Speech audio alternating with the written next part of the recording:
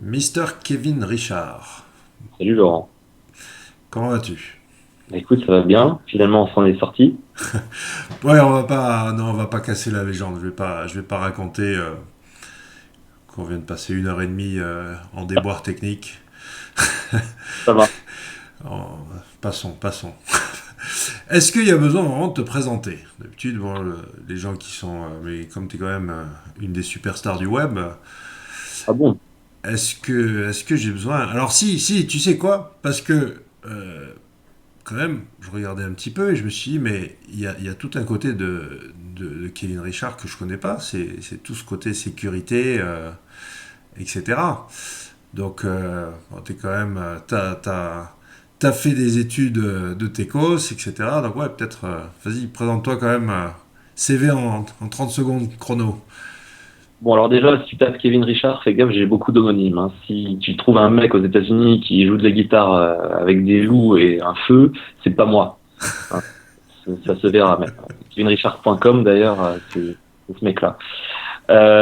Non, qu'est-ce que j'ai fait? J'ai fait bon des études, pas trop de techos. Enfin, j'ai fait des études moi plutôt dans l'ingénierie économique, donc un truc qui a pas grand-chose à voir. Je me suis vraiment formé sur le tas. La partie sécurité, c'est une société que j'ai créée avec des amis qui a pour but on va dire, de gérer toute la sécurité d'entreprises et de particuliers au Moyen-Orient. Voilà. Sinon, 512 banques, c'est mon pseudo. Ceux qui font un peu de compta en France ont dû entendre cette expression. En fait, 512 banques, c'est un code comptable à la base. C'était pendant mes études donc d'économie. Un code comptable, en fait, tu as 43 caisses, 667 charges de je sais plus trop quoi, et 512 banques que je me suis dit, tiens, le pseudo est pas pris, ça sonne bien. Et quand je me suis vraiment orienté web à fond, je me suis dit, tiens, 512, ça fait 2 fois 256, enfin, c'est un multiple de 8, donc je le garde, c'est bon. Et voilà, et puis deliciouscadaver.com, lancé au tout début de mon cheminement SEO. D'ailleurs, je dis quoi? Je dis SEO ou SEO? Bah toi, t'as l'accent qui va bien. Donc, on va rester entre mecs, entre mecs qui découpent l'anglais à la hache. Donc, on va dire SEO. Ouais, au tout début de mon cheminement SEO en 2007, quand j'ai vu juste après, quand j'ai vu la vidéo de Marie et de Nicolas aux Intellicor, je crois. C'est une vidéo qui a fait le tour du web, qui a suscité des vocations, bref, qui a changé des vies. Moi, ce qui s'est passé, c'est que je m'étais intéressé à la problématique de la génération de contenu. Ancêtre du content spinning, et je m'étais dit, je vais prendre des tableaux, je vais mettre des bouts de phrases et je vais les mélanger. Le content spinning, ça a fait ça, mais en mode rédaction, entre guillemets, avec des accolades. Je me suis dit, tiens, ça fait penser au cadavre exquis, au jeu du cadavre exquis. Tu commences à rédiger une phrase, Ouais. puis ensuite un autre mec rédige une autre phrase, etc. Donc je me suis dit, cadavre exquis, c'est pas mal, et ben je vais te dire plus que exquis, délicieux. Ou moins que exquis, enfin bon, un truc synonyme quoi que exquis. C'est pour ça donc Delicious Cadaver, et au tout début il y avait un squelette dans le logo, voilà, sur la bannière, qui a été un squelette qui a été remplacé par un gros fermier à moustache, le fermier de Cultivar F. Et moi, il y a un truc qui m'étonne chez toi, c'est que donc, on dirait que tu t'es inspiré, ou alors je sais pas comment tu as chopé ça, mais du point de vue marketing, moi qui ai vécu longtemps aux États-Unis, t'es vraiment très pointu là-dessus, c'est-à-dire que tout est bien réglé, même si, bon, je t'en parlerai dans quelques minutes de peut-être des points de non-retour, mais où est-ce que tu as chopé comme ça cette sensibilité marketing assez pointue Euh, Sensibilité marketing, disons que j'ai toujours été un petit peu attiré par ça, par tout, enfin, comment est-ce que tu prends 100 personnes sur ton site et tu essaies de les transformer pour en faire en sorte que ça devienne 10 clients, enfin, ou 10, 15, etc. tout l'aspect conversion, transformation, ça m'a toujours intéressé. Sinon, sur l'aspect Cultivaref, tout ça, sur l'aspect marketing de ma boîte, tout ça, je pense qu'à la base, c'est un gros délire. J'ai vu Marie avec sa boîte Altiref. Je me suis dit, ah tiens, c'est pas mal ça. Altiref, altitude, référencement, ouais, ok. Bon, elle habite à Cannes, c'est pas très légitime, mais moi j'habite en Savoie, ce serait peut-être plus légitime, mais bon, bref, elle l'a déjà pris. Je me suis dit, ref, qu'est-ce qu'on peut faire en ref aussi? On peut cultiver, comment ça s'appelle, des sites, les arroser, leur rajouter un petit peu de backlink, de contenu, etc. Ça te donne un gros site qui te donne des gros fruits que tu peux revendre, etc. Et en fait, j'ai demandé à un collègue qui fait BD. Je lui ai dit, voilà, voilà, le nom de ma boîte, c'est ça. J'ai besoin d'un gros fermier, un peu sympa, etc. Parce que ce sera un petit peu lui, l'interlocuteur Cultivaref qui s'occupe de ton site internet en tant qu'éditeur de site. Et puis il m'a fait ça. Puis après, c'est parti dans un délire. À partir de là, Cultivaref, tout ça, le gros, le fermier et compagnie. C'est un petit peu un univers qui est resté. Je pense pas qu'il y a vraiment beaucoup comment ça s'appelle, d'efforts particuliers qui est fait là-dessus. Enfin, tu regardes mon site, c'est une page, c'est tout à l'arrache avec des mises en gras, etc. Mais pour répondre à ta question, puisque là je suis un peu parti dans le délire, c'est un domaine qui m'a toujours beaucoup intéressé. Tout ce qui est marketing au sens général, copywriting, et puis tout ce qui est lié à, tu sais, un petit peu influence et manipulation, toutes les études, les livres connus, Robert Cialdini, etc. Et Joue les Beauvois, deux chercheurs de Grenoble qui ont écrit un livre, Petit traité de manipulation à l'usage des honnêtes gens. Tout ça, ça Oui, m'a toujours beaucoup oui, fasciné. très intéressant cet ouvrage. Super intéressant. Mais alors, ouais, ce que je soulevais à propos de ce point de non-retour, et c'est souvent ce que je trouve avec certains qui partent du côté obscur de la force, c'est quand vous essayez d'en revenir, c'est pas si facile. C'est-à-dire que, voilà, 512 banques, t'es tagué, Black Hat, et est-ce que c'est possible d'en sortir de cette image-là, quoi? Alors, est-ce que c'est possible? Ça, j'en sais rien. Je suis pas le mieux placé pour savoir. Mais bon, tant que sur Twitter, j'aurai un avatar avec un chapeau noir, forcément, je le chercherai un peu. D'un point de vue, abordons la question marketing sur cet aspect-là.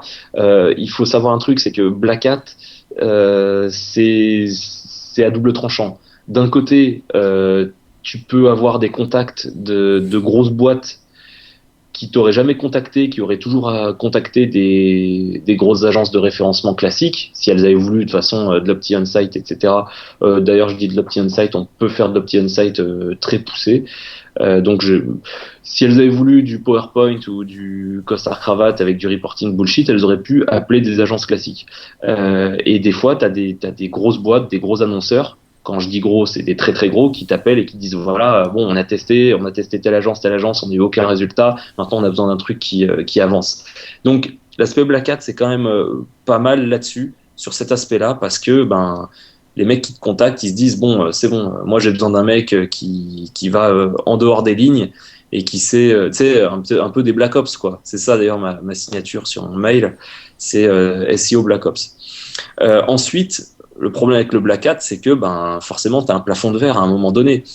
Premièrement, on peut te prendre pour un mec, pour un bouffon qui s'amuse, qui fait ses recherches et qui a rien de très concret et qui ça tient pas dans le temps, etc. Ou pour un gamin, quoi, pour un script qui dit si je devais transposer ça à la sécurité informatique, je pourrais te prendre pour un rigolo. Donc moi, d'un point de vue marketing, j'essaie d'en revenir un peu, même si moi, j'essaie de principalement travailler sur mes sites, mais ensuite, personnellement, je me considère de moins en moins comme Black Hat. Quand je vois ce que font certains gros sites, quand je vois ce que font certains sites, j'hallucine, je me dis ça. Tu vois des articles qui sont publiés par l'ami Rand Fishkin aux États-Unis. Il publie des trucs. Bon, tu te dis, tu te dis là, l'aspect Black Hat, White Hat, c'est purement, c'est conceptuel, enfin c'est artificiel cette limite-là. Quand tu vois que bon, il y a certains articles où ils parlent de voilà d'aller chercher des liens ou de générer du contenu de manière un peu créative, etc. Bon voilà, je me reconnais parfaitement là-dedans. Hein, moi, je suis pas, moi mes sites ils montent pas forcément uniquement avec du backlink pourri. Le backlink pourri, si tu veux, c'est la dernière enfin c'est la dernière étape. Une fois que tu as fait tous les beaux backlinks, tout le bon contenu, etc., quand à la fin tout le monde a fait la même chose, bah, c'est à un moment donné, c'est celui qui appuie un peu plus sur l'accélérateur qui monte devant les autres, c'est normal. Ensuite, moi, c'est ce que je dis d'ailleurs aux clients et en formation. Les mecs, ils appellent, ils te disent, voilà, moi, je voudrais quelque chose de très sportif et tout. Je veux dire, les mecs, vous vendez des produits, vous avez déjà même pas de backlink de la part de vos fournisseurs. Je vais sur le site de votre commune, vous avez même pas de backlink de la part de votre commune, alors que d'autres personnes dans votre ville, elles ont des backlinks. Pareil au niveau du contenu. Enfin, voilà, j'essaye moi personnellement de effectivement sortir de toute façon de l'aspect un peu black hat white hat. Je trouve que c'est vraiment artificiel. C'est un de mes articles sur le blog. J'avais traduit un article américain. Voilà, à un moment donné, ça arrange aussi certains de pouvoir pointer les autres du doigt en disant ah ça c'est des méchants black hat, c'est des spammers. Il y a qu'à voir l'article encore qui a été sorti aujourd'hui, voilà, sur un gros site que je ne citerai pas, qui parle de black hat. On a l'impression que black hat c'est tu mélanges tout, black hat, fraude fiscale, terrorisme et puis vendeur de drogue et proxénète. Enfin, donc si tu veux, moi voilà, l'aspect black hat white hat, si on doit respecter scrupuleusement les guidelines à la ligne, on est à la lettre, au mot près. De toute façon, on est tous des black hats, hein, clairement. Ouais, non, mais enfin, de toute façon, c'est vrai que c'est un vieux troll. Il vaut mieux, moi, je pense, euh, opposer automatisation et artisanat manuel, disons. Ouais, ouais. Ça a plus de sens. Mais Sachant ça, les deux peuvent être crades ouais, ou propres, hein, de toute complètement. façon. C'est Tu pas peux ça le avoir débat. du crade de Madagascar, ça aura beau être manuel, ce sera très crade hein, Tout à parfois. fait, voilà. Et deuxièmement, tu peux combiner l'automatique et le manuel. Tiens, tu peux combiner, tu peux dire voilà, je pré-rentre manuellement certaines descriptions liées à des caractéristiques de mes produits, et ensuite, quand j'affiche mon produit, je vais chercher toutes ces caractéristiques-là et je vais piocher dans ma base manuelle de manière automatique. Enfin, tu vois, tu fais les deux à la fois. Par exemple, tu as un site de disque dur, voilà, en fonction de la taille du stockage, en fonction de la technologie, etc., ça va te générer un texte automatique. Ensuite, tu le spins un peu pour casser la similarité, mais tu peux complètement arriver à combiner les deux. Ensuite, ouais, quelle est la limite? De toute façon, la limite, c'est tant que tu ranks, tant que ton site il rank de manière pérenne, tant qu'il apporte du trafic, on peut dire que c'est du good hat, entre guillemets. Ni white ni Ouais, black, ça marche. comme on dit, la vérité est à l'écran, quoi. Exactement. Mais tu citais Rand et donc Moz. Là, par contre, ouais, moi j'ai un vrai coup de gueule, quoi. Au début, je disais l'inbound marketing, ok, c'est qu'un coup de rebranding. Tu vois, on appelait ça le marketing viral, le buzz, le bouche à oreille avant. Mais alors maintenant, c'est devenu carrément. Enfin, les mecs ils disent ok, on va faire une campagne comme ça, on va créer un truc intéressant dont les gens vont parler. Surtout le netlinking, de toute façon, c'est has-been, faut plus le faire. Mais on va faire on va faire du outreach auprès des blogueurs, quoi. Donc le machin, il se propage pas tout seul. Ils vont quand même contacter les mecs ou les payer Ouais, voilà, pour qu'ils parlent du truc. c'est de l'achat de biens. C'est C'est de l'achat de biens. c'est devenu mais du flan, quoi. Enfin bon, bref, voilà pour le coup de gueule. Mais au-delà de ça, est-ce que ça t'amuse toujours? Est-ce que déjà t'as quand même deux casquettes, t'as tes sites à toi et puis t'as ce que tu fais pour les autres. Moi, on en a parlé un peu en off, je cloisonne à fond. Toi aussi, t'as l'air de pas mal cloisonner, mais qu'est-ce qui te fait le. Est-ce que t'es plus du côté consulting ou t'es plus du côté fun avec tes propres sites en ce moment? Euh, Si tu veux, bon, il y a certains sites, voilà, des sites à moi que j'ai créés qui marchent très bien, dont je pourrais me contenter, clairement, ça pourrait vraiment me suffire. Le problème, c'est que ben déjà, quand tu travailles que sur tes sites à toi, je trouve que tu gagnes moins en expérience, enfin, tu gagnes moins rapidement. D'accord. Parallèle. T'as deux choses. Quand tu travailles sur beaucoup de sites, donc les sites des autres, premièrement, faut pas se le cacher, ça apporte à manger, on va pas cracher dessus. Un, et deux, surtout, enfin, moi, ça m'apporte énormément de créativité par rapport à mes propres problématiques. Quand t'as, j'en sais un, 20, 30, 50 clients et que chacun il a son problème particulier et qui te dit voilà moi je lutte là-dessus ça c'est ça mon problème voilà j'ai un site où je présente des restaurants comment ça s'appelle les restaurateurs veulent pas apparaître ou machin etc machin ça t'apporte énormément de retours d'expérience que t'aurais pas le temps d'avoir dans ta seule vie si c'était chacun tes sites. Tu m'entends toujours? Oui. Ok, excuse-moi, ça a planté. Puis j'ai traumatisé tout à l'heure aussi. Donc ça, c'est la première des choses. Deuxième des choses, quand tu as des sites à toi, clairement, c'est là que tu t'amuses. Parce que tu peux faire ce que tu veux. Parce que t'as pas peur. Tu te dis pas, mince, si je fais ça, il risque de se prendre une pénalité ou machin, etc. Là, tu peux tester les limites à fond. Et pour moi, le fun, le vrai fun, je trouve sur mes sites. Sur mes sites, c'est là que il y a un truc, à un moment donné, tu te dis ça, mais c'est impossible à faire. Ah, et si je le faisais? Tu le fais, tu te rends compte de ce que ça donne, tu te dis, allez, hop, j'augmente la barre, je vais plus loin, je scrape un peu plus, je link un peu plus, je fais, voilà. Encore une fois, hein, les sorties de pénalités de pingouins, notamment la dernière, là, qui date de vendredi, c'est grâce à mes sites à moi. C'est grâce à nos sites à nous qu'on sait comment ça marche, qu'est-ce qui fonctionne, pendant combien de temps ça fonctionne et qu'est-ce qu'on peut mettre en place de manière pérenne pour plus se faire pingouiniser.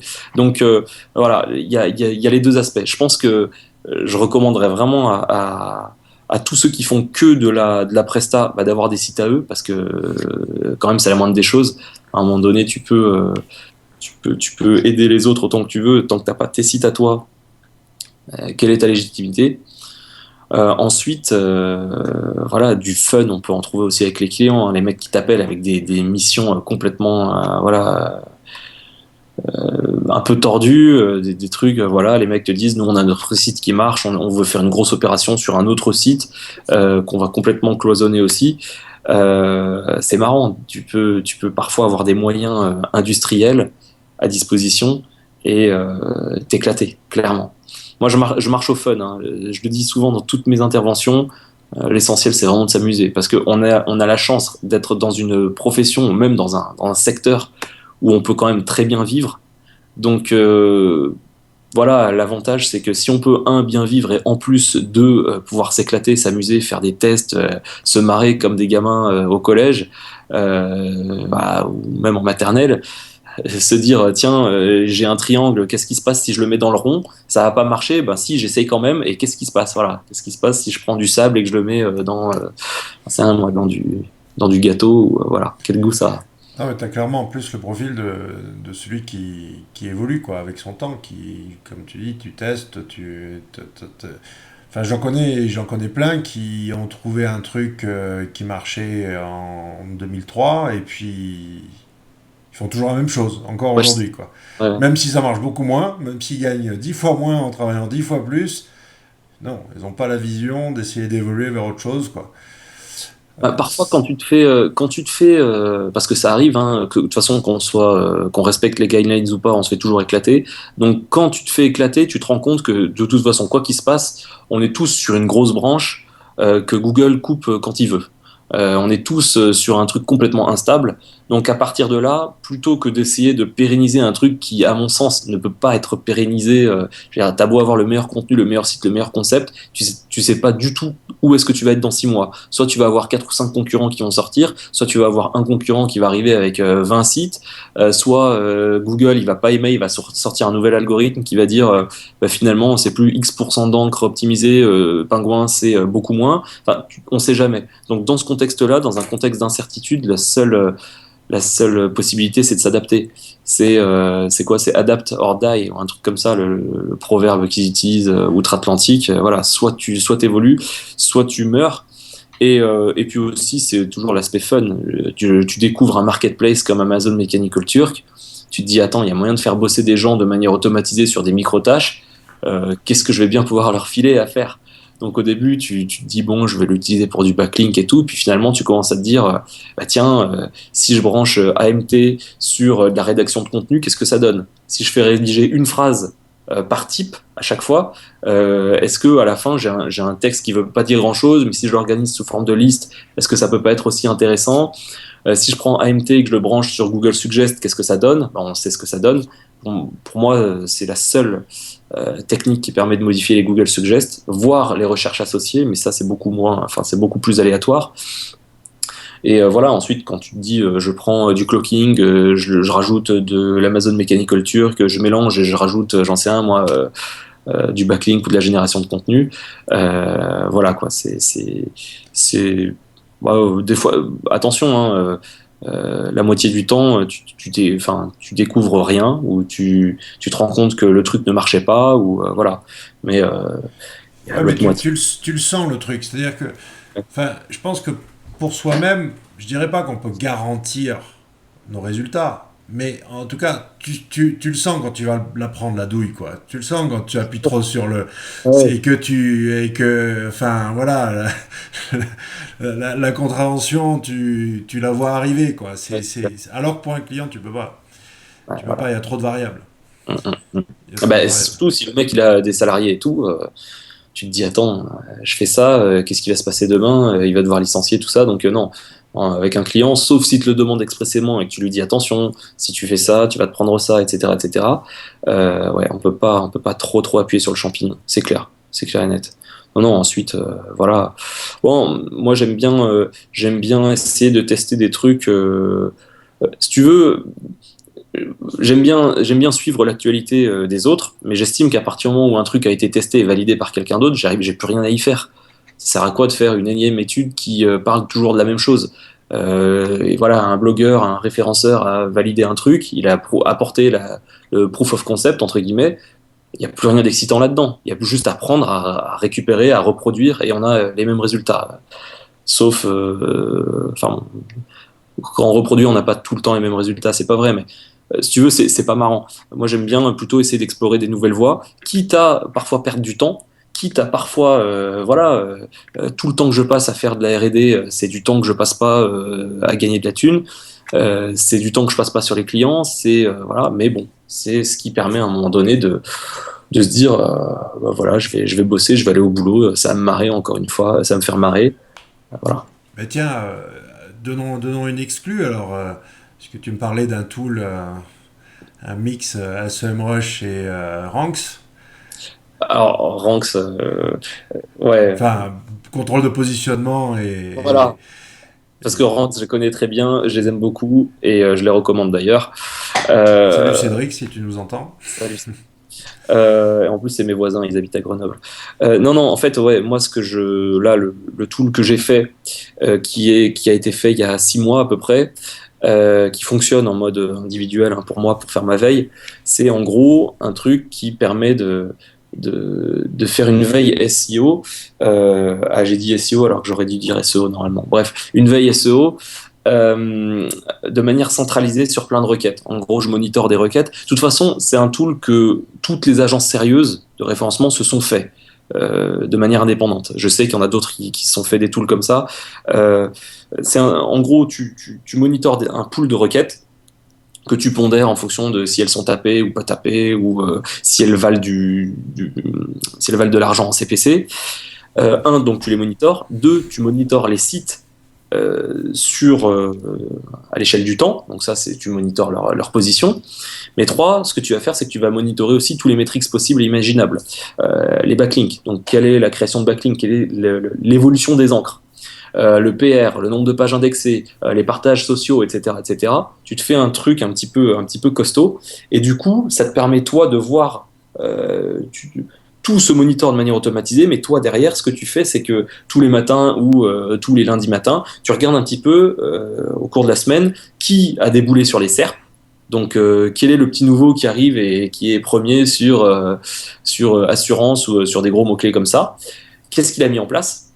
Donc ça te permet, toi, de cibler ta veille de manière automatisée. Ça te remonte tout seul les sites à surveiller. Donc en gros, ce mec-là, bah, voilà, tu le surveilles, tu regardes qu'est-ce qu'il a fait. Et surtout, tu l'épingles et tu regardes comment est-ce qu'il va évoluer au cours des prochains mois. Et à partir de là, tu peux voir si le mec il arrive et il se fait éclater au bout de 2 semaines, tu sais que sa strat, t'as pas forcément à la répliquer. Mais le mec que tu vois arriver à fond et qui reste, etc., voilà, tu peux te dire bon bah voilà, je vais reproduire sa stratégie, je vais regarder, je vais comprendre, je vais essayer voilà, de reproduire pour avoir les mêmes résultats. Ensuite, il y a un gros problème que je couvre pas et que personne ne pourra couvrir malheureusement, et on en a parlé tout à l'heure, c'est l'aspect comportement des visiteurs sur la page. Tu peux cibler tous les métriques que tu veux, enfin toutes les métriques que tu veux, que ce soit les pages indexées, le PR, etc. T'auras pas l'info du taux de rebond, t'auras pas l'info de est-ce que le site il est apprécié ou pas, et ça il y a que Google Chrome qui pourra le donner malheureusement. Bah, toi qui es spécialiste en sécurité, qu'à leur coller un Trojan alors. Non, tu es pas spécialiste, juste pour Cookie préciser ça. stuffing ou. Ouais, tiens, par exemple, Weaver Cookie, ouais. Non, non, juste pour préciser par rapport à la sécurité, je suis pas forcément spécialiste là-dedans. Il y a des gens qui sont bien plus méritants que moi. Simplement, moi, dans le cadre de l'entreprise que j'ai contribué à créer, qui est basée au Liban, je m'occupe de tout l'aspect web et veille SEO et sécurité, entre guillemets, liée aux pages de résultats. Par exemple, je monitore régulièrement que le site internet de ta grosse boîte, je vérifie régulièrement qu'il n'y ait pas un file type SQL ou un file type PDF qui est référencé et qui a rien à faire là. Je monitore un petit peu ça, c'est tout un aspect un petit peu sécurisé. Non, pour revenir sur l'aspect Chrome, oui, effectivement, c'est un truc qu'on a tous senti, que moi, je suis en train de vérifier et on est d'ailleurs plusieurs à l'avoir vérifié, mais que je suis en train de vérifier de manière concrète et mesurable sur certains de mes sites. Voilà, l'idée c'est pourquoi est-ce que Google, et là je reprends enfin, la question un peu rhétorique qu'a posée Mathieu au cours des précédents SEO High Level et dans ses conférences, pourquoi est-ce que Google investit des millions pour faire de la publicité à la télé, sur YouTube et dans le métro, pour promouvoir un produit complètement gratuit qui ne lui rapporte rien, à savoir Google Chrome. Alors qu'on voit que généralement, chez Google, ils sont très pragmatiques. Si le truc ne marche pas, ça fait pas de vieux os, ils le tuent directement. Là, ils sont en train de fermer iGoogle, ils ont fermé tous leurs projets qui se sont cassés la figure, qui ont foiré Orkut, etc. Ils ont été sans pitié. Alors que Google Chrome, clairement, ils cherchent à l'imposer partout, dans tous les foyers. Ça, pour moi, enfin, on parlait de Trojan, ça, c'est le meilleur indicateur pour Google. Voilà, est-ce que le site est de qualité ou pas? Bah, tout de suite, tu regardes tes stats sur Google Chrome. Euh, alors, tu as mentionné aussi tout à l'heure en off un truc effectivement qu'il faut effectivement mentionner, c'est les DNS. Voilà, quand Google se rend compte qu'il y a une résolution DNS, enfin qu'il y a plein de gens qui cherchent à accéder à tel site internet, forcément on peut analyser des flux en global, c'est clair. Ensuite, je pense que le navigateur, c'est vraiment le meilleur indicateur pour avoir de la data, du taux de rebond, des choses comme ça. Là, tu pourras l'avoir qu'avec le navigateur. Et éventuellement en agrégeant les analytics, mais analytics, je pense que ça peut te donner des moyennes, des choses, voilà, des tendances sur un marché à benchmarker par exemple. Si on sait que voilà. Bon, maintenant il y a prescription, ou je sais pas si j'en ai déjà parlé, mais ça c'est quand même une info que dans le fameux cercle des tagleurs de l'époque et de la Dark SEO Team en particulier, on avait des 2005. Hein, et de là, moi j'avais évoqué le concept de ce que j'appelle le person rank, c'est-à-dire que Ouais. voilà, on a tellement manipulé le PageRank qu'à côté, ils ont construit un autre système de popularité basé sur le vote de confiance des internautes. Les actions de l'internaute sont aussi un vote de confiance, quoi. Et c'est pas une question de plus un ou de like, c'est une question de je m'abonne à ton flux RSS, je te mets en favori, effectivement, je visite X pages, etc., etc., quoi. Complètement. Et, Complètement. et, et là, ce que fait Benoît avec ses Sims, il en a l'air ravi aussi. Hein. Ça a l'air pour lui, ça fonctionne, quoi. Après, moi, je l'ai pas testé son tool, mais d'après ces retours, c'est vrai que là, et comme tu dis, bon, mais est-ce qu'on a vraiment besoin de mesurer? À partir du moment où tout ce qu'on a à faire, c'est envoyer des signaux. Mhm. Pour moi, acheter de l'AdWords, c'est un signal aussi. T'envoies une certaine manne de trafic qui vient d'un certain vecteur. Ok, c'est aussi bien qu'un Twitter, qu'un Facebook ou un autre, hein. Et aussi, il y a aussi les pop-under, ou enfin tous les pop-up, les trucs qu'on voit sur les sites de streaming ou les choses comme ça. Je pense que ça peut avoir aussi son utilité. Je dis pas que c'est la solution miracle pour ranker, mais acheter juste de l'affichage pur et simple, hein, de l'ouverture de ton site, ça peut aussi contribuer. Tu dis, voilà, ensuite, je l'ai pas mesuré, donc comme je l'ai pas mesuré, je préfère pas comment ça s'appelle, vraiment me positionner à fond là-dessus. Mais c'est clair qu'on le sent, on le sent tous, et de toute façon, c'est évident, c'est la suite logique. Attends, c'est pas possible que la boîte, une des boîtes les plus grosses au monde, qui a le plus grand nombre de cerveaux, les mecs les plus intelligents qui se renouvellent tout le temps, c'est pas possible que cette boîte-là en soit arrivée à se dire, bah tiens, s'il y a Ahref, alors c'est que c'est un bon site. Enfin, ça, c'était valable en, fin des années 90. C'est pas possible que cette boîte-là n'ait pas évolué et que les mecs continuent à dire, ah bah tiens, s'il y a un backlink, c'est que c'est un très bon site. S'il n'y a pas de backlink, c'est qu'il vaut rien. Non, de toute façon, on a tous testé. Les pages indexées alors que le site il est en pré-production. On a tous testé les pages, les previews avec du HT Access. C'est des trucs qu'on constate qui font flipper. Et moi, j'avais une interface d'admin. Bon, c'était dans mes débuts en développement, donc merci de ne pas se moquer. Une interface d'admin qui était pas, c'était une URL à rallonge en gros pour y accéder, que seul moi pouvais connaître.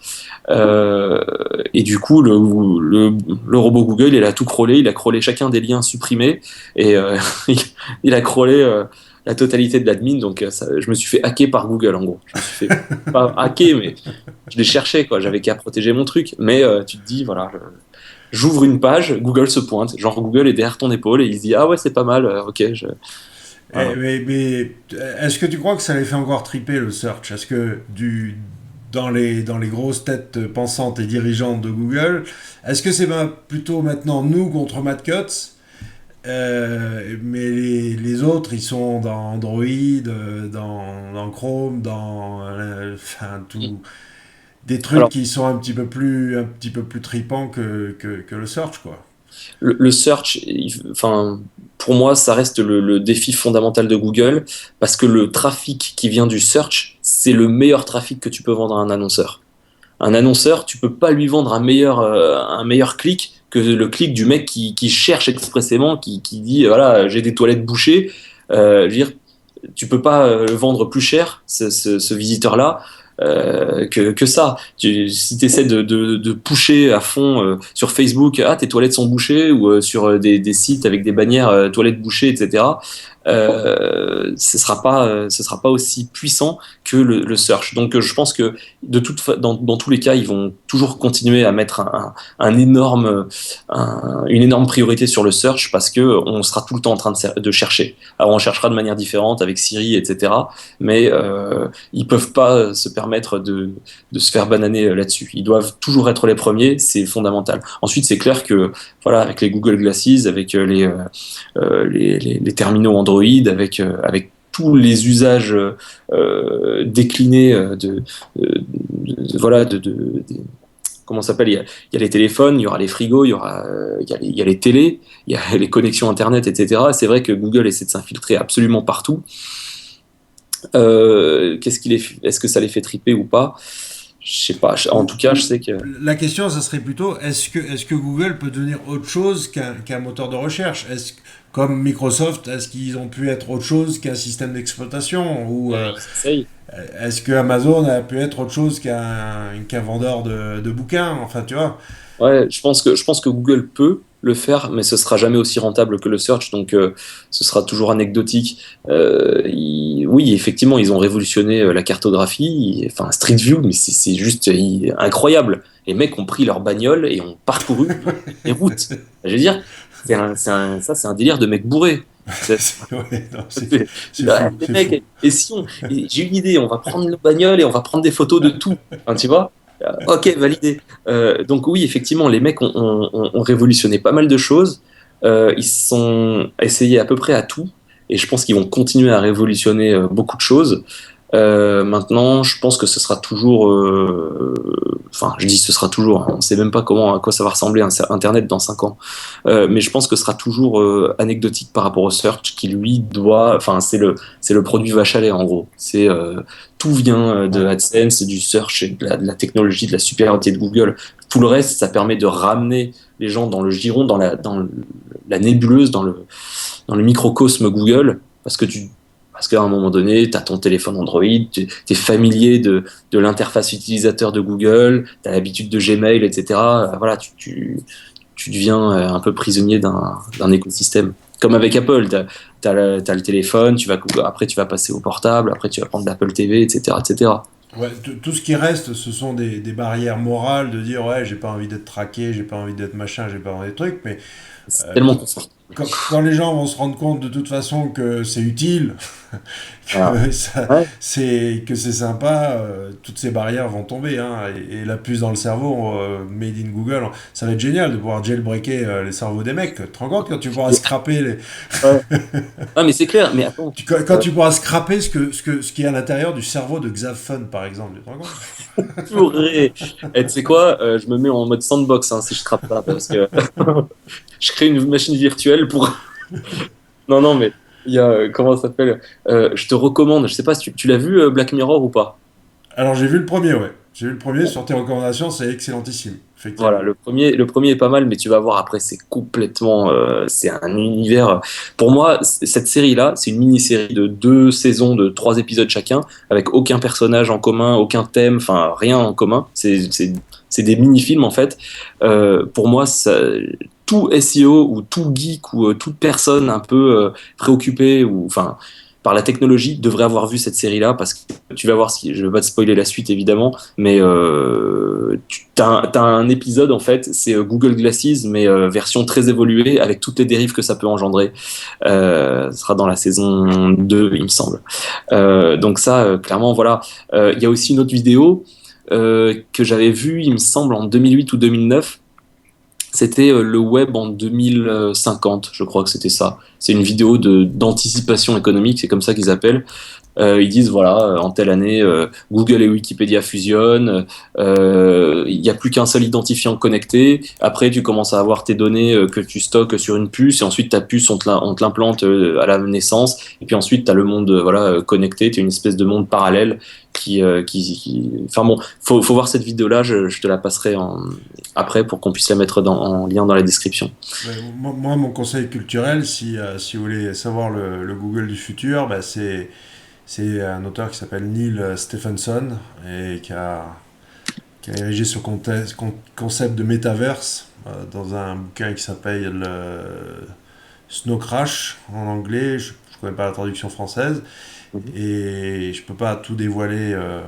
Ok. Mais je connais, enfin bon, bref, j'ai un peu des infos de l'intérieur de Google Labs, quoi, et voilà, quoi. Tout ce qui est décrit dans ce roman, c'est ce qu'ils veulent faire, quoi. Le web 3D, comme Ouais. tu disais, voilà, le microcosme, La, la réalité augmentée, du machin. Quand tu vas pouvoir spammer la réalité augmentée des mecs, ça va devenir assez intéressant. En tout cas, le Neil Stephenson, il a une bonne tête. Hein. Je vais regarder un petit peu. Et tu Je regardes le film aussi Disconnect. disconnecte. Ouais. Disconnect, c'est. Ben, mais je me suis endormi, j'ai pas vu la fin, mais le, D'accord, c'est ça. Hein. j'étais fatigué, mais ça avait l'air sympa, où effectivement, là, c'est la technologie prend trop d'ampleur et les gens veulent. Enfin, il y a tout un groupe de gens qui veulent couper court à tout ça. Mais bon, bref, dis donc, on est un peu parti en philo et tout. On a oublié une grosse étape, SEO high level, Ah, quand SEO, même. Si, si tu devais me convaincre de venir payer 4000 balles pour alors une je te dirais, formation. viens parce qu'à cette session, il y a Laurent Bourrelli. Donc, tu auras la chance, tu pourras lui serrer la main et voilà, ça suffit. Non, SEO High Level. SEO High Level, c'est donc une formation qu'on a mise en place avec Paul en avril 2012, ou mars 2012. Ouais, c'est ça. Là, c'est la quatrième édition. Donc, Vous avez toujours fait le plein en plus. Ça a toujours été... ouais. Enfin, ça fait partie quand même des formations qui ont les meilleures réputations Bah, on essaye. Alors, en du fait, web francophone. clairement, SOI Level, pourquoi est-ce qu'on l'a fait? On va pas se cacher, hein, on va pas se voler la face. C'est il y a l'oseille qui entre en jeu, mais c'est pas que ça. C'est aussi l'aspect de pouvoir former des gens. C'est aussi, si tu veux, le partage d'infos. On a eu des retours de certains participants qui nous ont dit, purée, je sors de la formation, j'ai vraiment l'impression d'avoir retrouvé le web du début des années 2000. Parce que clairement, le positionnement de la formation, c'est on partage tout. On donne tout ce qu'on a, on donne tout ce qu'on sait, et du coup, on a le même comportement qu'on pourrait avoir sur un forum. Le problème, c'est que là, à l'heure actuelle, les forums, c'est un peu, je sais pas, moi, je fréquente plus du tout les forums. Euh, je sais pas, il y a un moment donné, ce que tu pouvais te permettre au début des années 2000, ce que tu pouvais lâcher librement dans la nature, si tu le fais aujourd'hui, potentiellement c'est ton concurrent qui le récupère, potentiellement c'est ton business qui se crache. Voilà, tu peux pas te permettre de donner trop d'infos comme ça de manière ouverte sur le web. Donc mettre un ticket d'entrée assez cher comme ça permet de garantir que les mecs qui viennent sont sérieux, les mecs qui viennent sont motivés et surtout ça va pas fuiter, ça va pas sortir, ça va rester entre nous et ça permet aussi de valoriser un peu tout le boulot qu'on fait en amont de R&D, etc. Donc la formation, effectivement, on a toujours été, on a toujours fait salle pleine. On a mis un nombre de personnes délibérément, alors faible ou pas, je sais pas, on est toujours à 20 personnes, 20 participants. On fait en sorte voilà d'avoir plutôt des petites sessions. On n'est pas du tout sur du 100-150 personnes. On n'est pas dans un talk, hein, on n'est pas dans une conférence ou dans un truc comme ça qu'on peut trouver ailleurs, hein, on crache pas dessus, loin de là. Chaque chose à sa place. Là, on est sur une formation. On est là pour faire en sorte que la personne qui vient, elle passe 3 jours. Alors, au début, c'était 2 jours. Mais 2 jours, on avait condensé au maximum. Les mecs sortaient de là, c'était des zombies, quoi. Les mecs, ils disaient, attends, ça va, c'est trop. Donc, on a rajouté un jour en plus, en gardant le même prix, pour faire en sorte d'être un peu plus à la cool. Ça permet d'augmenter un peu, comment ça s'appelle, d'avoir un truc plus digeste, plus agréable. On a mis un peu plus de pauses parce qu'aussi pendant les pauses ça échange pas mal, voilà, ça va dans les deux sens aussi. On a parfois effectivement des personnes qui apportent aussi leur retour d'expérience. Ça permet aussi d'avoir leur vision d'un point de vue, voilà, qu'est-ce que c'est leur problématique à eux. Parce que des fois, nous, je veux dire, voilà, on est perdu dans des problématiques qui nous concernent, qui sont voilà, du backlink, du scrap, du machin, etc. Et parfois, du coup, on n'a pas forcément la problématique des gens qui sont là et qui disent, ben voilà, moi j'ai un site qui marche, j'ai le contenu, j'ai pas de problème là-dessus, le backlink, j'ai des backlinks qui arrivent tout seuls, comment est-ce que je fais pour avoir mon opti on-site parfaite? On a des très très gros qui ont participé, hein. On va pas les citer parce qu'ils veulent pas forcément être cités. Mais voilà, on a des gros sites d'information pour femmes. On a des sites Des aussi. agences. Alors voilà, c'est un tiers, un tiers, un tiers. Généralement, c'est un tiers d'éditeurs ou d'entrepreneurs, enfin d'indépendants. On a un tiers d'agences aussi, donc des référenceurs, voilà, qui ont un pool de clients à référencer, et un tiers de gros sites, enfin de gros éditeurs, de mecs, voilà. On va dire voilà, un tiers d'éditeurs, un tiers d'indépendants et un tiers d'agences. Les indépendants, je les classe un peu. Parfois, ils ont des sites à eux, parfois ils référencent, etc., etc. En gros, c'est ça le profil. Donc ces gens-là, on essaie de s'adapter à ces trois types de publics différents. Et là, pour cette session-là, on a essayé de changer un peu les intervenants. On essaye toujours de changer au moins un ou deux intervenants. Là, on a complètement modifié les choses en gardant évidemment la base, mais faire en sorte qu'on ait aussi d'autres visions, d'autres personnes qui puissent apporter leur vision des choses. Alors on a des redoublants entre guillemets, on a des gens qui viennent plusieurs fois, on a plusieurs personnes voilà qui viennent pour la deuxième, troisième fois, il y en a plusieurs voilà qui hésitent pas à revenir. Pour ceux qui reviennent plusieurs fois, on a un tarif réduit évidemment, c'est moins 50% pour si tu veux revenir. Et l'avantage en fait, c'est que du coup la personne Au bout de 6 mois, elle sait qu'elle a sa veille SEO qui est faite et qu'il y a déjà 4 ou 5 bonhommes qui ont passé leur nuit à s'arracher les cheveux et à tester tout ce qui est possible et imaginable, à trouver les bons plans, à trouver les trucs qui marchent. Et la personne, voilà, elle sait qu'elle s'assoit pendant 3 jours, à condition qu'elle soit réceptive, qu'elle applique ce qu'on dit. Elle sait très bien que voilà, c'est un ROI forcément gagnant. On a des mecs qui ont assisté à la formation. Voilà, ils ont assisté à la formation, ça coûte 4000 en plus en se faisant financer, et le mec, voilà, quelques semaines plus tard, revend son site 2 fois le prix de la formation. Donc c'est du ROI. C'est un exemple, attention, hein, je suis pas en train de faire du make money online, je suis pas en train de dire venez à ma formation et vous allez retrouver votre femme, etc., etc. Je dis simplement que à partir du moment où on est sérieux et on applique les conseils qui marchent, et de toute façon on donne des trucs qui sont chiffrés, qui sont vérifiés, et voilà, qui sont concrets, tangibles, mesurables. Si le mec arrive et qu'il est sérieux, voilà, ça, il a du résultat, c'est tout. Moi, j'appelle ça un accélérateur de tilt, dans le sens où, à partir d'un certain moment, ça doit tilter. Tu dois comprendre quoi et comment donner à bouffer au moteur. Et effectivement, de passer par ce... Soit ben, tu vas en one-to-one avec Kevin, moi ou un autre, et puis ben, on fait le taf, on te forme. Ou alors, tu peux aller dans une formation un petit peu plus groupée comme ça, où tu as la chance justement d'avoir différents intervenants. Alors que Ouais. quand tu es en one-to-one, bon ben voilà quoi, t'as qu'un avis. Et effectivement, cette année, enfin, un gars comme Nico ou Seg, ce sont des gros poids lourds quoi. Ils ont énormément de savoir à distiller quoi.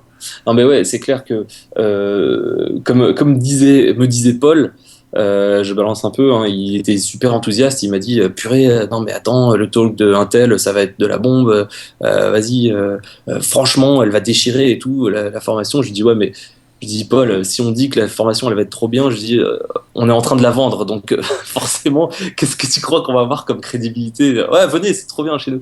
Non, il m'a dit voilà, enfin, moi aussi, je pense franchement que là, il va y avoir des talks qui vont être très très lourds. Aussi, l'avantage qui se passe, c'est vrai que quand tu prends une formation en tête à tête, l'avantage c'est que tu peux avoir une personne voilà qui est à fond. Excuse-moi, ouais, j'avais parlé en anglais one-to-one, tête à tête. Voilà, c'est Je te vas-y, reprends. non. D'ailleurs, tu prononces one, tu ne prononces pas on, c'est très bien.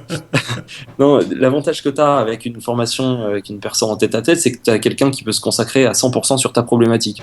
Là, l'avantage que tu as avec une formation avec plusieurs intervenants, c'est que tu as plusieurs sons de cloche, premièrement. Et deuxièmement, ce qu'on a rajouté aussi cette année, c'est un site clinique. C'est que si de toute façon tu arrives et que tu as un problème à régler sur ton site, tu poses la question, là tu as 4 ou 5 experts qui te répondent et qui te disent bon bah voilà, moi je ferais ça, moi je ferais ça, moi je ferais ça, et au final pour le prix que tu paierais à un audit dans une grosse boîte de référencement, là tu peux te former et tu peux être complètement indépendant sur ton site ad vitam aeternam quasiment.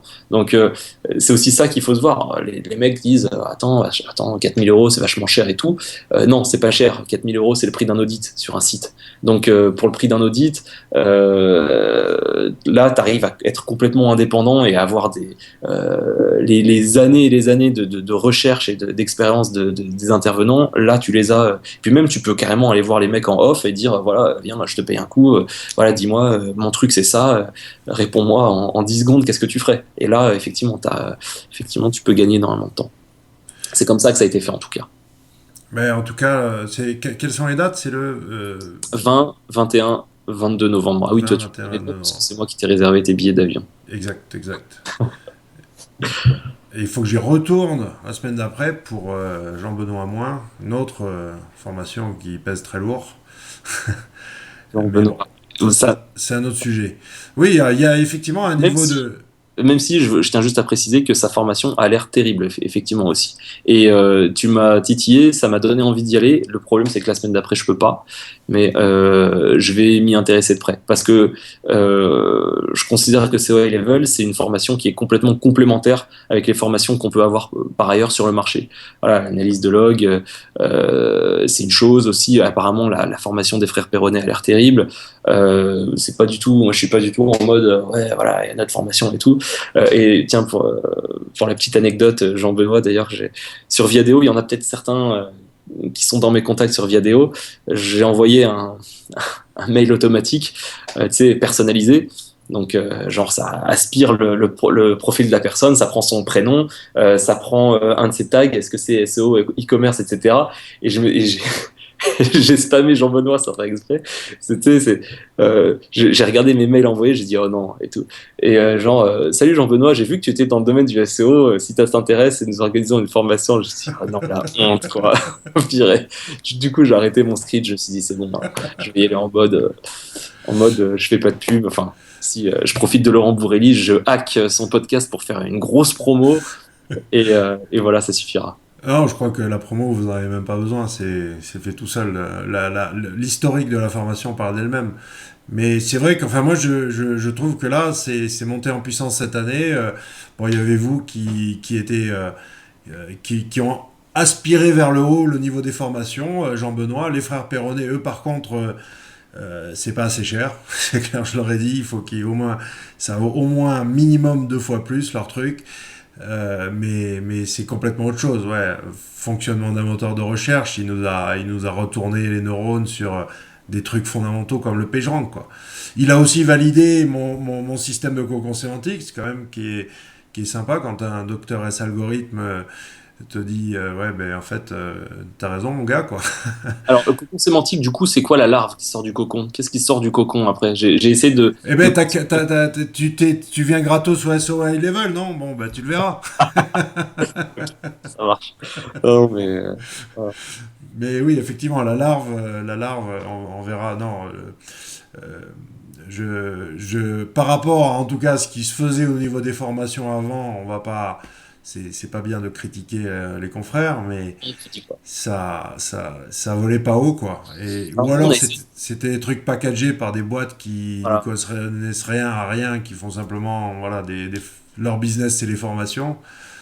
Ouais, j'ai pas assisté à d'autres formations avant, donc je peux pas vraiment le dire. Le truc, c'est que nous, CO Level, clairement, à la base, c'était une formation au début vraiment orientée Black Hat. Il y avait qu'à voir le premier programme, voilà, SNUC, Xrummer, voilà, quoi d'autre, Scrapbox. Zenoposter et compagnie. Voilà, au Scrapbox, on va le garder parce que ça peut être un outil complètement white hat ou black hat. Enfin, c'est vraiment un couteau suisse. Donc ça, un couteau, effectivement, on peut s'en servir pour tuer des gens ou pour éplucher une pomme. Mais le couteau, faut vraiment savoir le maîtriser. Donc Scrapbox, on l'a gardé. Et on a gardé aussi Macro parce que ça aussi, on peut s'en servir en mode complètement white hat. Le truc, c'est que on l'a fait évoluer cette formation. On a fait en sorte que voilà, de partir de l'aspect un peu très technique pour l'amener vers un truc beaucoup plus stratégique.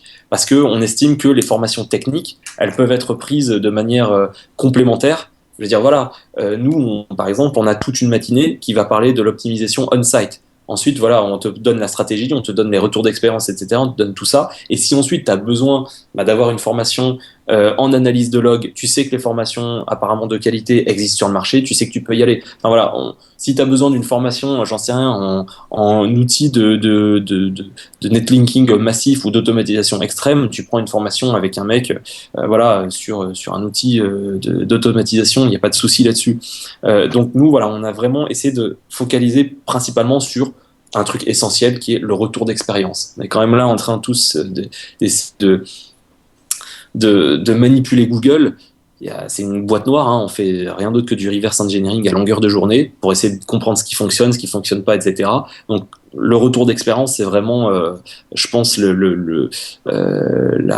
marchandise qui a le plus de valeur dans notre domaine. Je veux dire, voilà, tu as quelqu'un qui te dit j'ai testé ça, ça a donné ça, tu sais que tu n'as pas besoin de refaire la même chose que lui.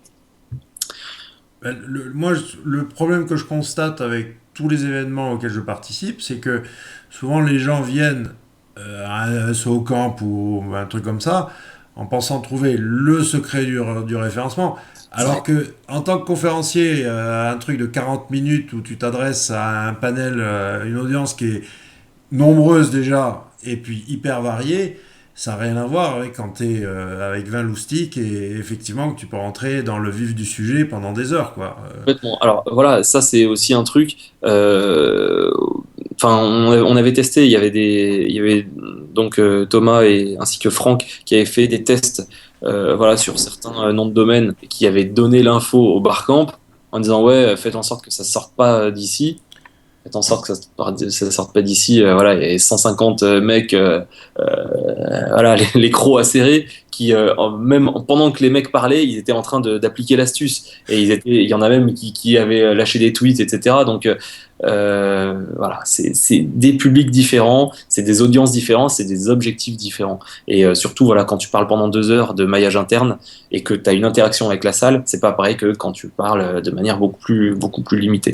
Mais tout est complémentaire, hein. Nous, on a essayé de trouver une niche sans marcher sur les pieds des autres, complémentaire, et puis faire en sorte que voilà, ça soit profitable. C'est clair qu'au-delà de 20-30, c'est le grand maximum pour que ça reste intéressant.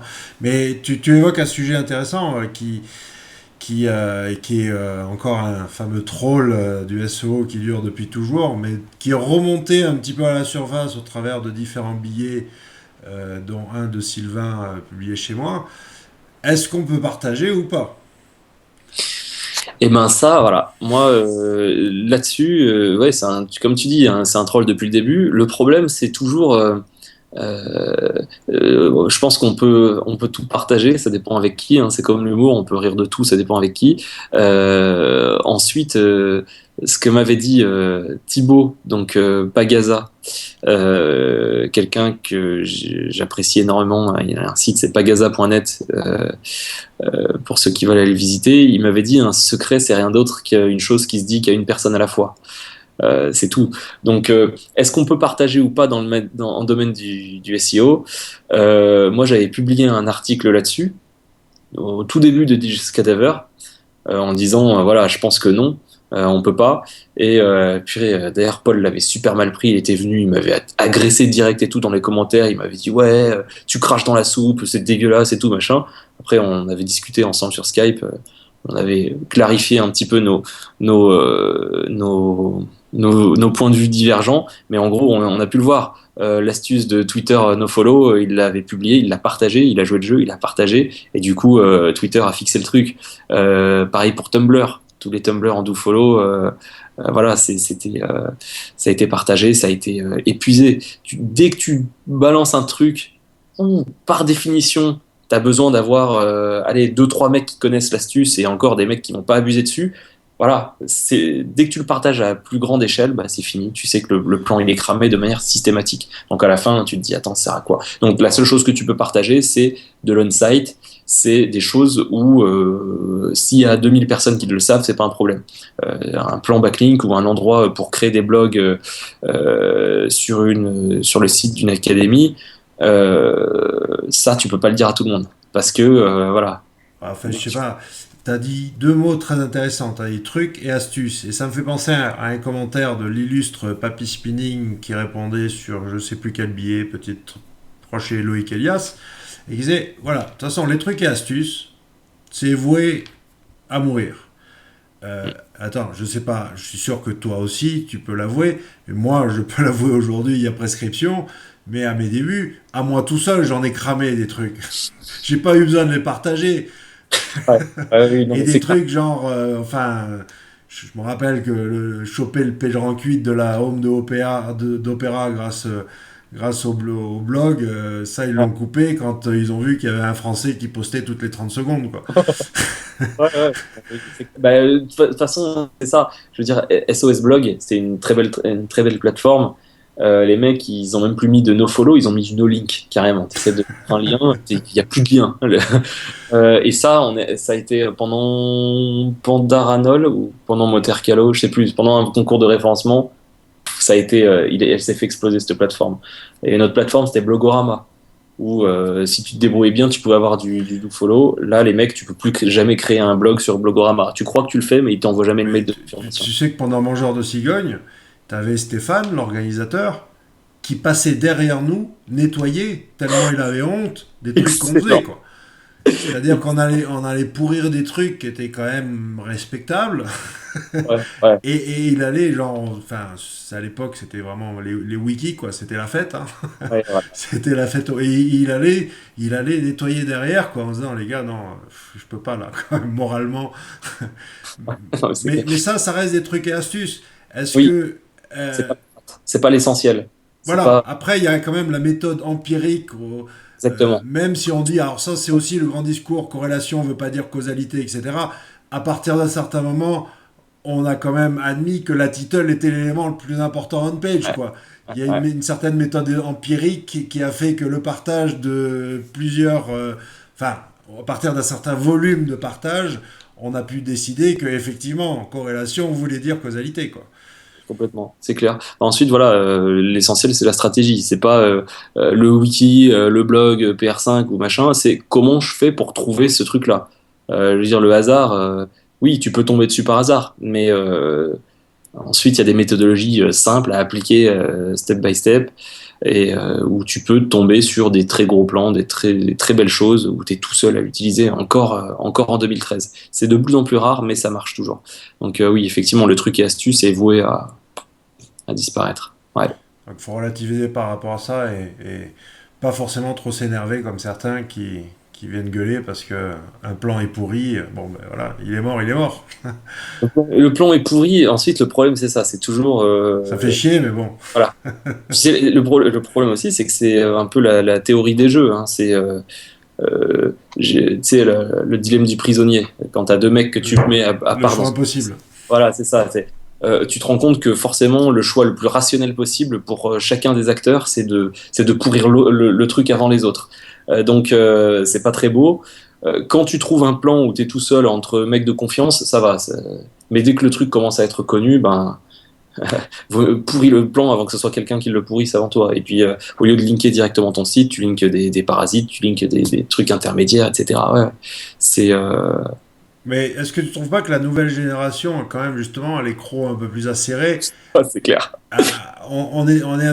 enfin, peut-être qu'on a eu la chance d'être au bon endroit au bon moment, où on l'a eu un peu facile, quoi. Je veux dire, ça va, ça a pas été, ça a même pas été un petit peu trop facile par rapport à la norme d'entrepreneuriat où les mecs doivent cravacher, quoi.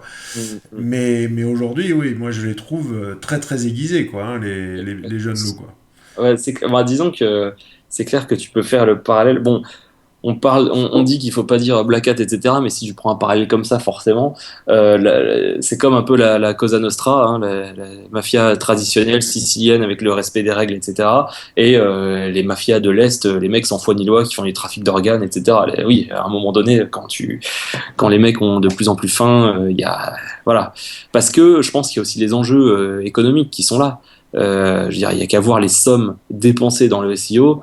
Euh, les sommes qui sont en jeu à l'heure actuelle, enfin, forcément, à un moment donné,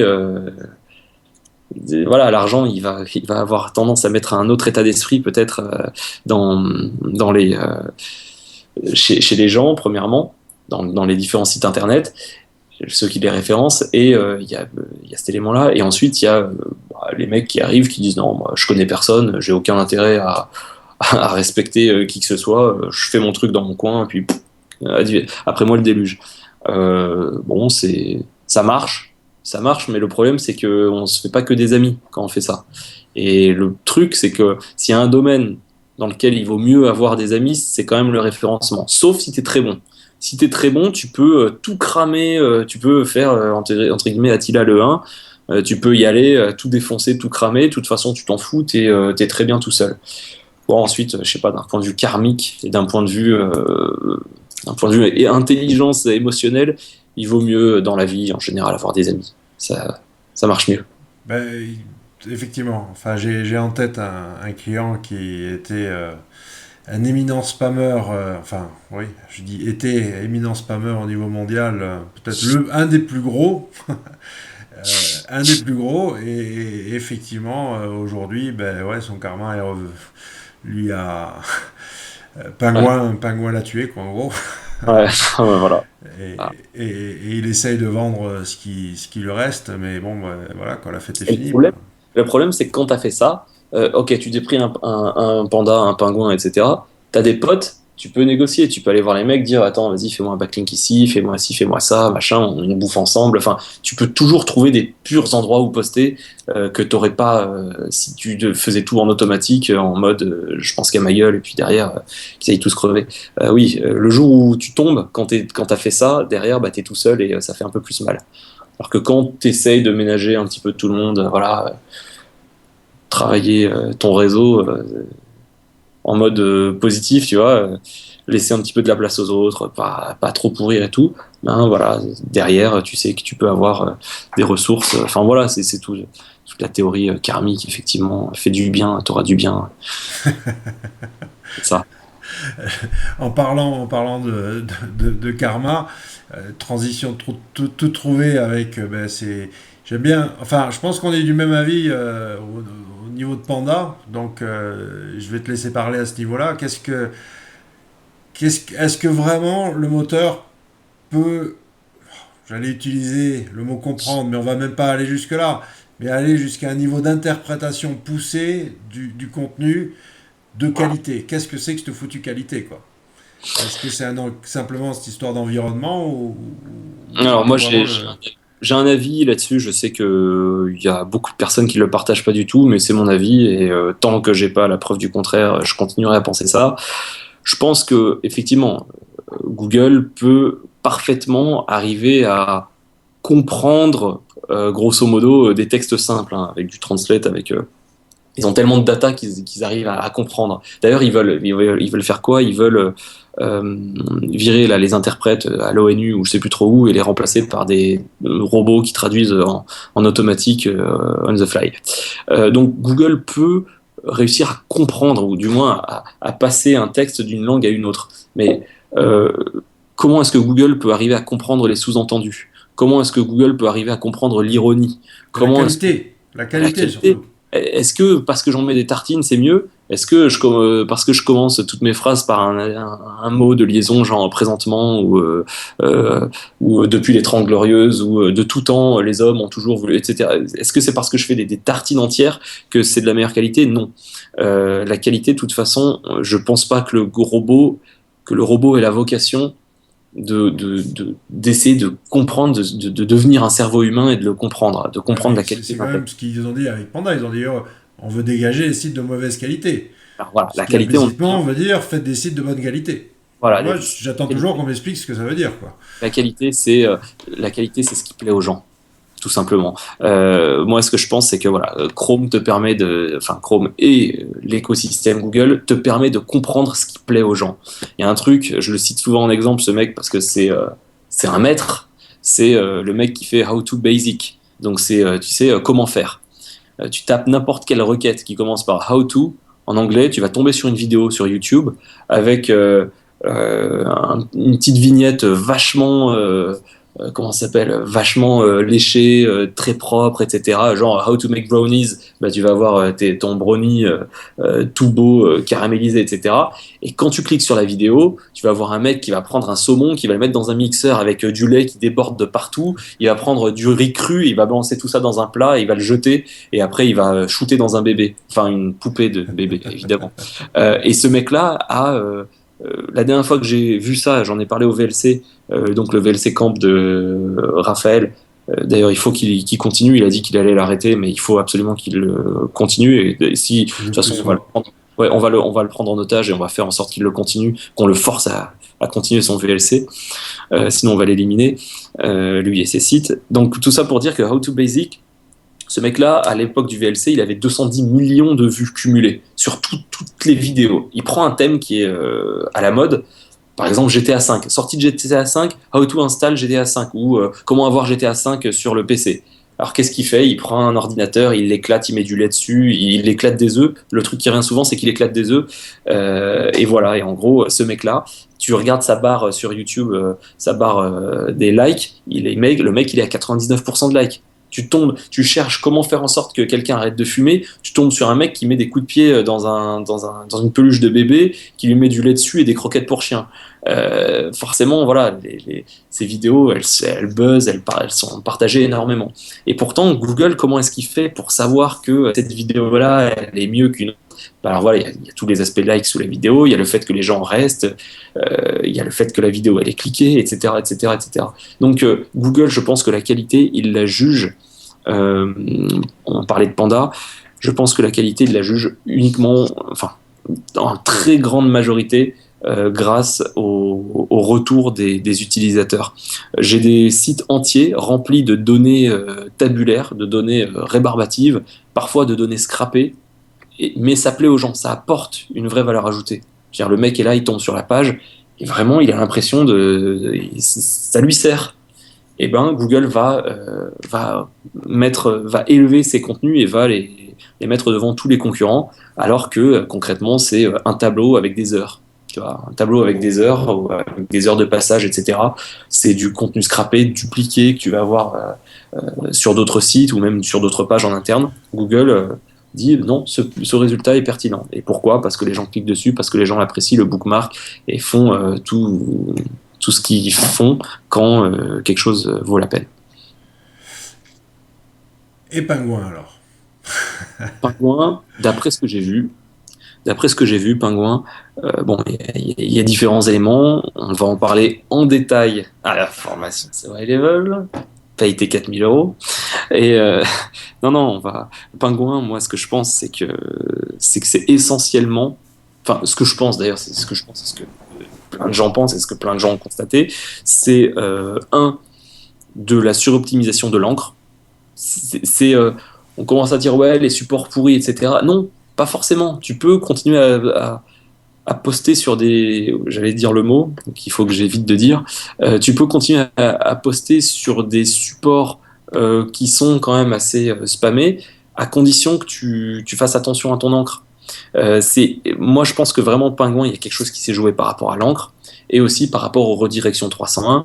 Généralement, ce qu'on faisait, c'est qu'on mettait une redirection 301, paf, ça évitait la pénalité et puis on s'en sortait. Là, ce qui s'est passé, c'est que Pingouin a fait en sorte que voilà, la pénalité soit passée.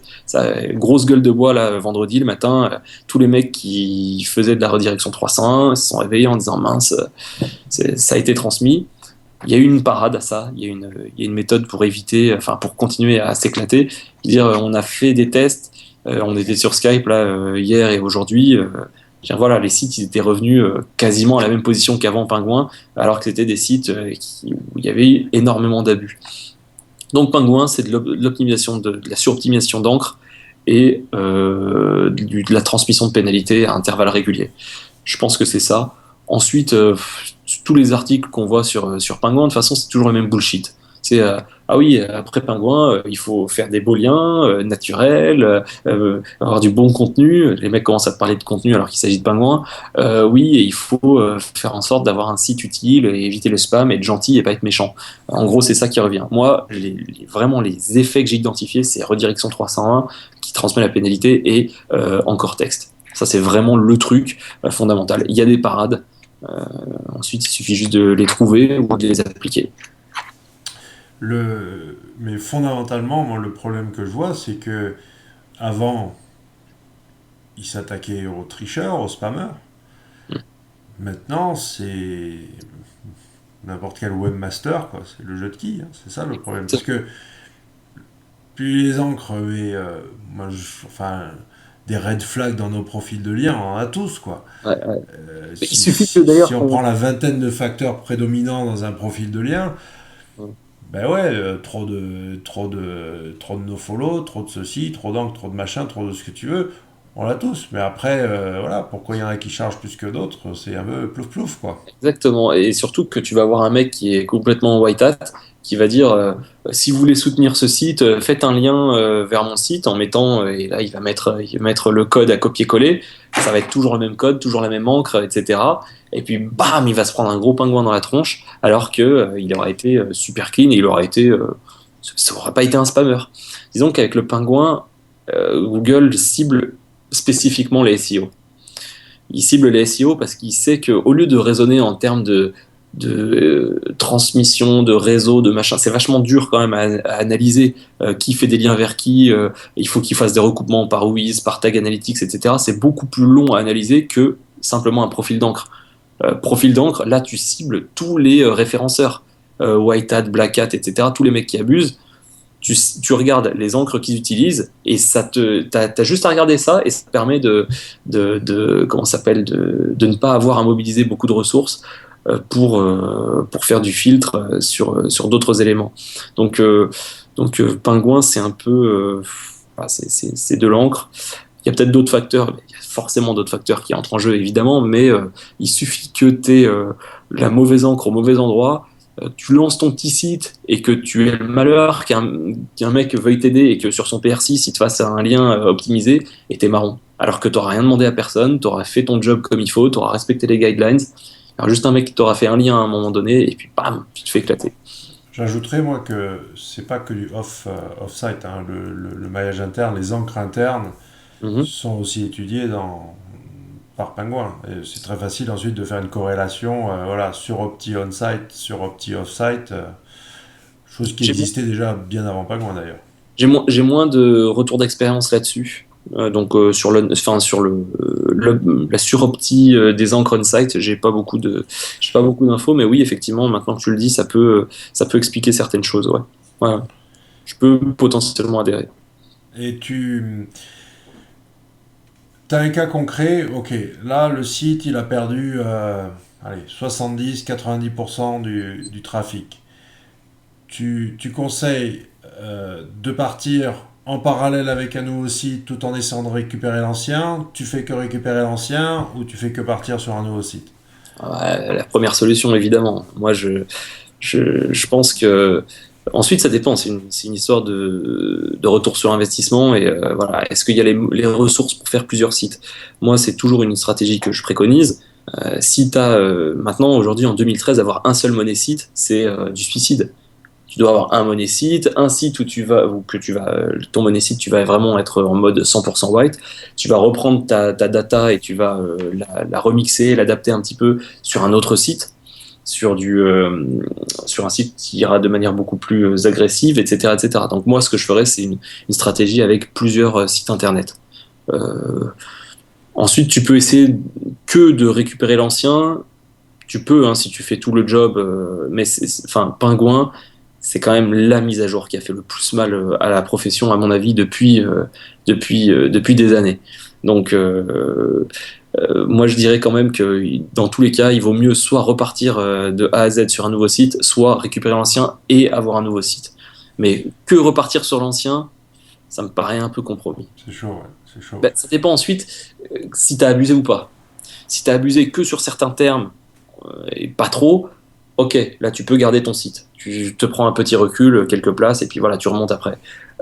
Si t'as complètement explosé ton domaine, Parce que oui, oui, enfin, il y a des gens qui ont mal interprété mes propos quand je dis que j'ai jamais vu de site récupéré de Panda au Pingouin.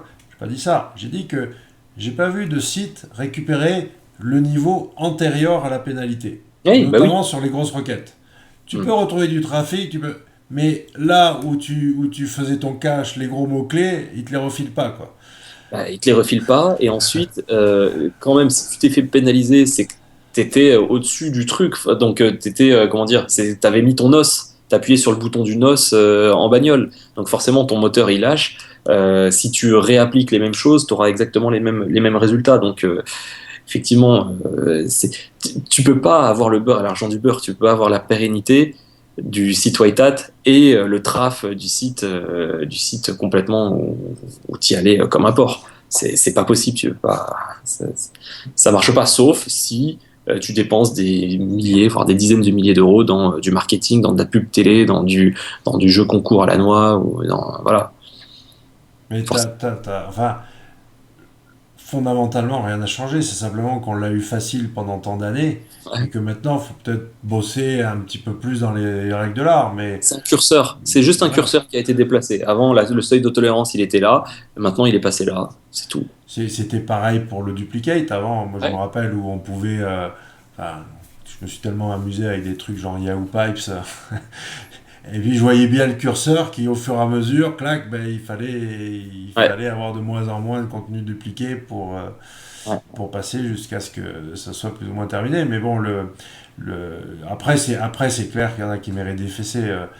Moi, le meilleur exemple, c'est une grosse boîte d'assurance qui m'appelle et dit ouais, on a chopé Pingouin, machin, tout ça.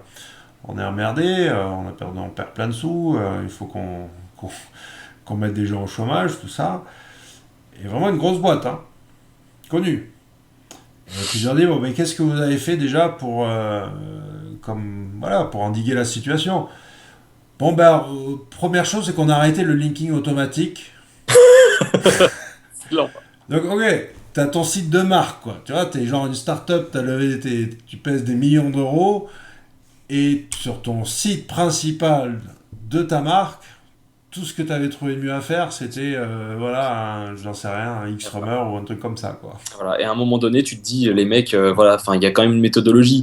Si t'as un vrai produit, un vrai truc, et que t'en es à faire du spam de commentaires, alors que t'as un truc vraiment qui vaut de l'or, t'as un vrai produit qui te permet de te distinguer des autres, je veux dire, c'est qu'il y a un problème, il y a un truc qui tourne pas rond.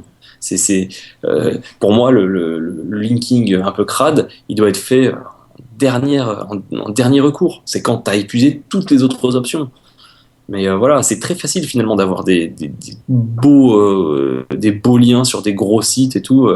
Des fois, il suffit d'y aller au culot, des fois, il suffit de. Alors, bon, la technique consiste à aller voir les sites en leur disant ah, vous avez fait une erreur ici, vous avez fait une erreur là, merci de me mettre un lien, ce qui est la nouvelle technique high level outre-Atlantique. C'est waouh. Les mecs en sont là. Non, ça, j'y crois pas trop. Mais ensuite, le webmaster d'un site, c'est un être humain, hein, comme n'importe qui. Il mange, il boit, il va aux toilettes, effectivement, mais ça ne regarde pas. Et du coup, tu l'invites au resto, tu discutes avec lui, c'est un être humain avec tous les leviers de pression que tu peux avoir. Tu peux, je sais pas, enlever sa famille, tu peux faire plein de choses, brûler sa caisse. Si j'ai un conseil, c'est décrocher le téléphone, appeler Ouais. le mec. Au lieu d'envoyer des emails auxquels de toute façon on va jamais répondre, je veux dire, si tu arrives à avoir le mec au téléphone, Voilà. c'est beaucoup plus persuasif, c'est beaucoup plus sympa et tu peux déjà avoir un contact déjà plus humain qu'un email et souvent avoir de meilleurs résultats. Mais quand tu dis le dernier recours pour le crade, moi je le verrais plutôt comme des niveaux. C'est-à-dire, voilà, tu as le money site au centre, ultra propre. Premier niveau, bon, voilà, on est au moins on-site propre. Après off-site, on peut peut-être aller un petit peu plus dans le spamco et autres futilités. Et puis après, plus tu augmentes de niveau et plus là, oui, tu deviens automatique, disons. Ouais, non, c'est clair, tu rajoutes des couches les unes après les autres, où tu fais ta pyramide, tu pars de tout en bas et ensuite le haut n'a plus que des beaux backlinks. Ce qui est super tolérant, hein, quand je vois un outil comme Netcomber qui c'est que un milliardième de ce qu'ils ont en interne comme console chez Google, quoi. Et comme je vois comment Netcomber peut dézinguer un réseau de sites, mais aussi facilement, t'imagines ce qu'ils ont en interne comme puissance de feu pour voir que celui-là est relié à celui-là, et pourtant, sinon il Ouais. désinguerait tout le monde, ou alors, enfin, je sais pas, tu vois. Ensuite, ils ont une très grosse puissance. Toujours la question, c'est le rapport coût-bénéfice. Exactement. Utiliser toute cette puissance à l'échelle du web, ce serait pas imaginable. Exactement. Il vaut mieux laisser faire Voilà, parce que ça coûte de l'argent d'analyser. Par Ça exemple, je sais pertinemment qu'ils n'ont pas d'équipe en charge de surveiller des outils comme, tu vois, Sixmeter, Xrummer. Ils s'en foutent complètement de ça. Qu'il y ait quelques milliers de licences qui se baladent de tel ou tel outil, qu'est-ce que ça peut bien leur faire ouais, de savoir comment l'utiliser, etc. Ils voient la trace que ça laisse derrière, de toute façon. exactement. Et puis de toute façon, ils prennent le problème bien en amont. Ils se disent, bon, c'est quoi le point commun entre tous ces sites-là? C'est l'encre suroptimisée. Boum, on nettoie l'encre. Ça fait plein de victimes collatérales. On s'en fout. On vend de l'AdWords. Et puis voilà. Dis donc, on est en train de filmer un long métrage. Je crois qu'on est On va faire une série. Ouais, on est à 1h30, un truc comme ça. T'as Ok. battu le record, mais explosé tous les autres. Mais il y a quand même un dernier petit sujet. Vas-y. Réputation. Réputation. Non mais Laurent. Non. Réputation. La e-reputation. En fait, Eurep. Eurep. ouais, la E-rep. Voilà. Parlons de E-rep. Euh, le...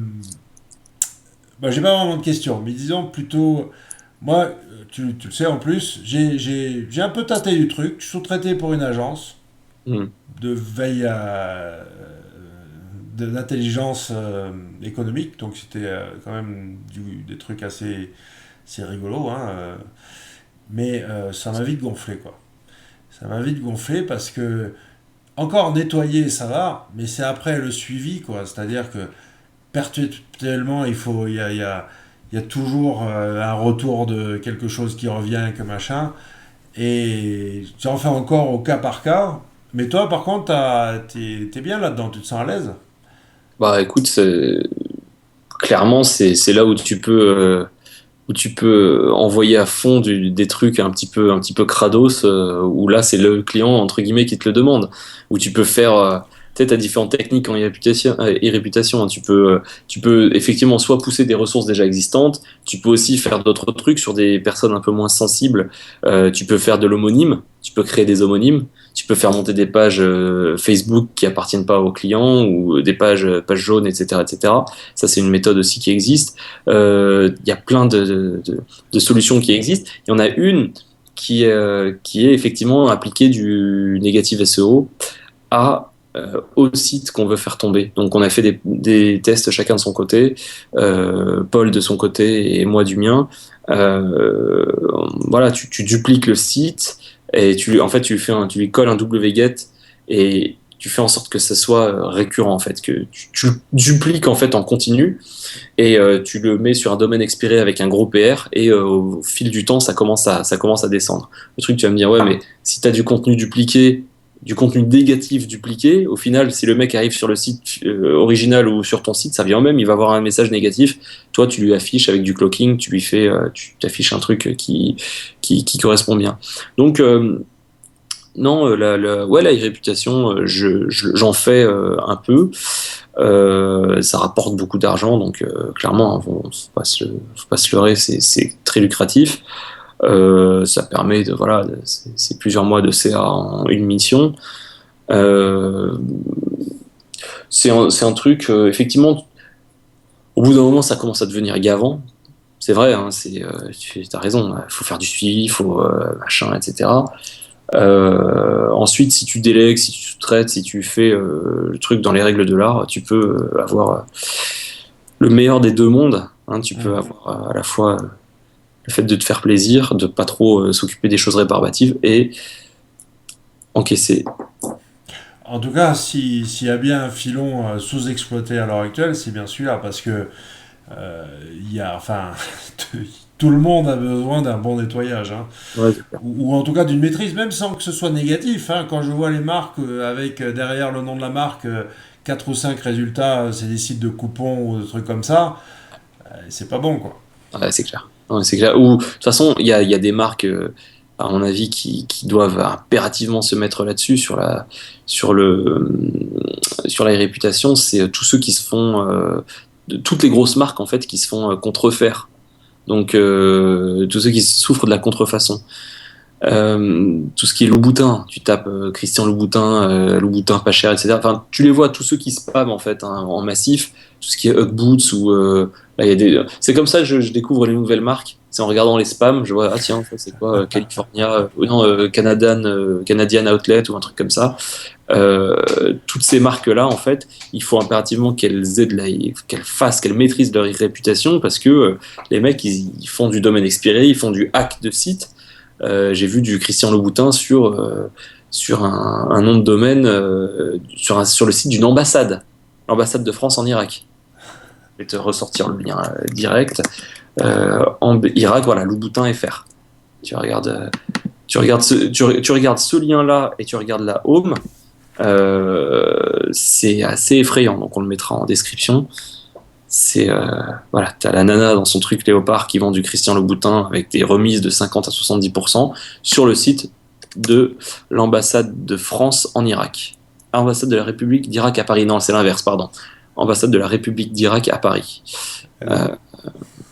Voilà, tu vois, ces mecs-là, donc forcément, ça rank super bien.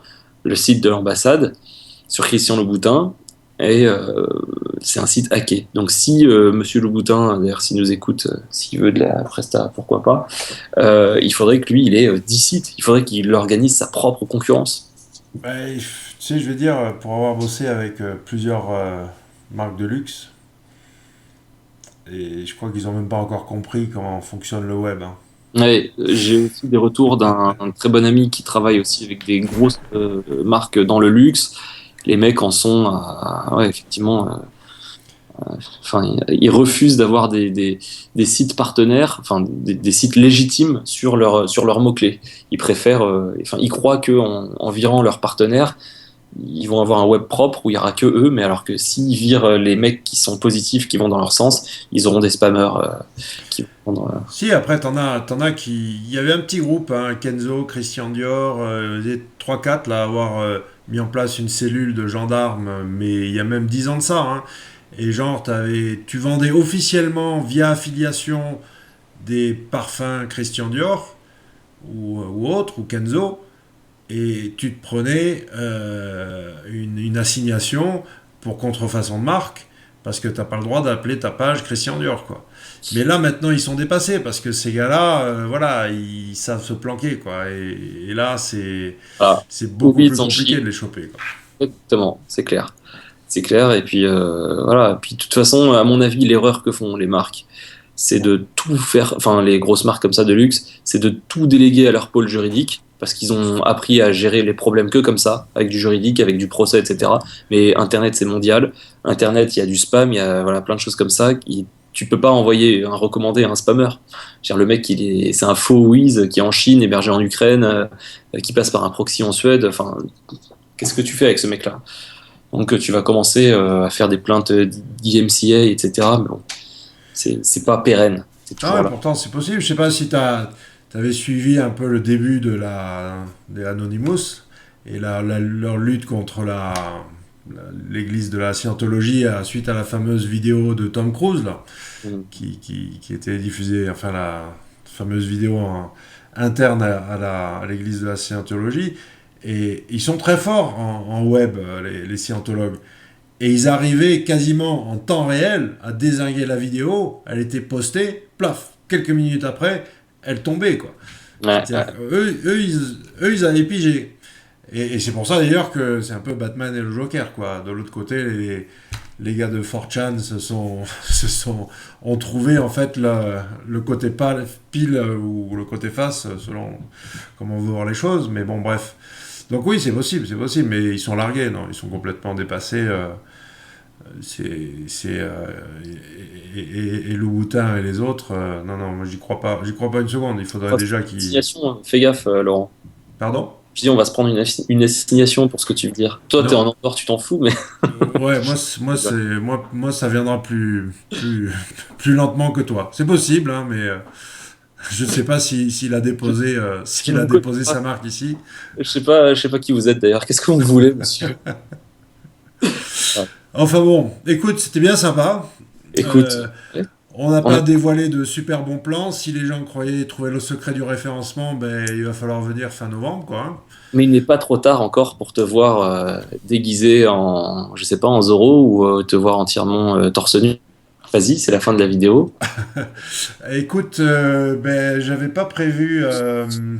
Non, j'ai pas prévu de surprise pour la fin. Bon, tant pis. Mais par contre, je vais te dire quand je vais publier ça. Je vais voir si demain il me reste un petit peu de temps. Et puis, parce que je sais que les gens sont impatients d'avoir le fameux Kevin en podcast. Enfin, enfin, enfin.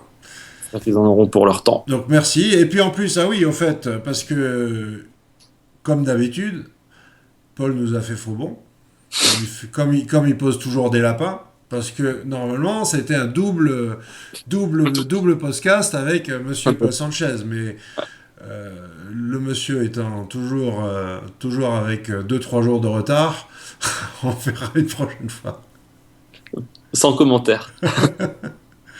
Allez, ok, ben merci Kevin. À Merci à toi, plus. Laurent. Ciao. Ciao, ciao.